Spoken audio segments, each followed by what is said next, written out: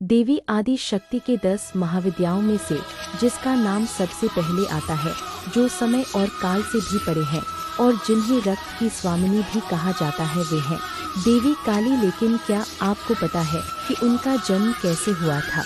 क्या केवल देवी काली का एक ही रूप है? देवी काली के कई रूप हैं, जिनमें से 4 प्रमुख माने जाते हैं। तो मित्रों, आप सभी से निवेदन है कि देवी काली के जन्म से जुड़ी इस पावन कथा को पूरा देखें और हमारे चैनल परेश पाराधी को अवश्य सब्सक्राइब करें, ताकि आप दिव्य और रहस्यमयी कथाओं को जान सके। कथा के अनुसार जब महिषासुर नामक एक शक्तिशाली असुर तीनों लोकों में आतंक मचाने लगा और देवताओं को स्वर्ग से निकाल दिया, तब सभी देवता ब्रह्मा, विष्णु और शिव के पास गए। इन तीनों ने अपनी शक्तियों को एक साथ मिलाया और उन शक्तियों से एक दिव्य देवी का जन्म हुआ, जिन्हें दुर्गा कहा गया। उनका रूप तेजोमय, सुंदर और अत्यंत शक्तिशाली था। उन्होंने महिषासुर का वध किया और देवताओं को स्वर्ग वापस लौटा दिया। जब देवी दुर्गा ने चंडमुंड के अत्याचार को देखा तो वे क्रोधित हो उठी। उनके भयानक क्रोध से उनके चेहरे का रंग काला हो गया और उसी क्रोध से उनके शरीर से एक विकराल भयानक रूप प्रकट हुआ। वो थी देवी काली। उनका रंग काला था, नंगे शरीर पर नरमुंडों की माला धारण किए थी, रक्त से भरी हुई उनकी आंखें थी, हाथों में तलवार, त्रिशूल और अन्य शस्त्र सुशोभित थे।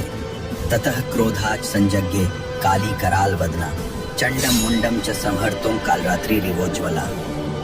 अर्थ, देवी के क्रोध से कराल मुख वाली, कालरात्रि के समान प्रचंड रूप वाली काली का प्रादुर्भाव हुआ, जो चंड और मुंड का वध करने के लिए उत्पन्न हुई। काली युद्ध के मैदान में उतरी। उन्होंने चंड का सिर काट दिया, फिर मुंड का भी वध कर दिया। उनके सिर देवी दुर्गा के चरणों में रख दिए। देवी दुर्गा प्रसन्न होकर बोली, तुमने चंड और मुंड का वध किया है, अतः तुम्हें चामुंडा भी कहा जाएगा।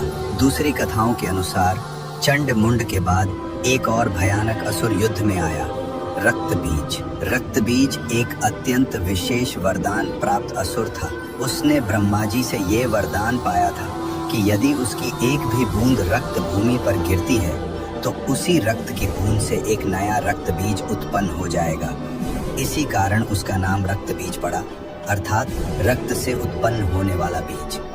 देवी दुर्गा ने उससे युद्ध किया, किंतु हर बार जब उसका रक्त भूमि पर गिरता तो नए नए रक्त बीज उत्पन्न होने लगते। तब उन्होंने अपने और भी क्रोधित रूप काली का आह्वान किया। देवी काली ने रक्त बीज के सम्मुख अपना विकराल रूप प्रकट किया। जब भी वे उसे घायल करती तो तुरंत उसका सारा रक्त पी जाती, ताकि उसकी एक भी रक्त बूंद भूमि पर न गिर सके। इस प्रकार रक्त बीज का शेष शरीर भी नष्ट हो गया। इस रूप में काली ने सभी रक्त बीज रूपियों का संहार किया और युद्ध का अंत किया। रक्त बीज का वध करने के बाद भी देवी काली का रूप शांत नहीं हुआ। उनका विकराल स्वरूप इतना भयानक हो गया कि वे युद्ध के क्रोध में सब कुछ विनाश करने लगी। देवी काली ने अपना युद्ध तांडव प्रारंभ कर दिया, जिसमें वे भयंकर रौद्र रूप में असुरों के शरीरों को कुचलती चली जा रही थी। धरती कांप उठी, देवता भयभीत हो गए। तब भगवान शिव ने देखा कि यदि यह क्रम यूं ही चलता रहा तो सृष्टि का नाश हो जाएगा। उन्होंने देवी काली को शांत करने का विचार किया, किंतु किसी भी शब्द या प्रार्थना का उन पर कोई प्रभाव नहीं पड़ा।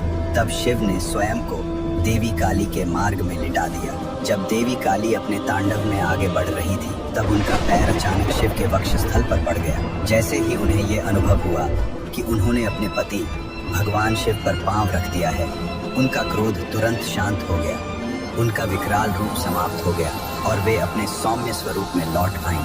इसी घटना को देवी काली के प्रमुख प्रतीकात्मक रूप में दर्शाया जाता है, जहां वे शिव पर खड़ी दिखाई देती हैं। उनकी जीभ बाहर निकली होती है, जो लज्जा और विनम्रता का प्रतीक है, और उनका क्रोध शांत होता हुआ दिखाई देता है।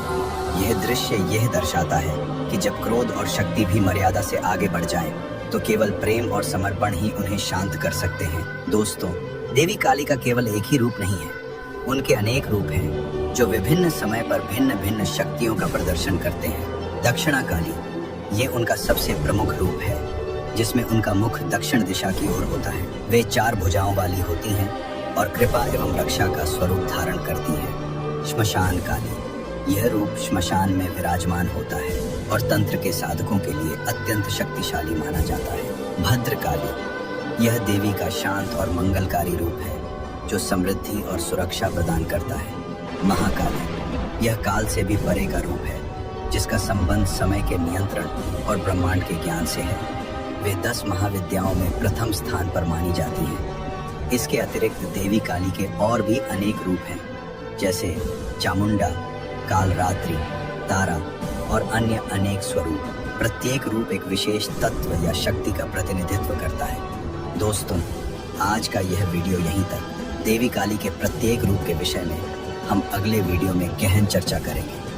तब तक आप हमारे चैनल को अवश्य सब्सक्राइब करें और इस वीडियो को एक लाइक अवश्य दें। बोलो जय मां काली।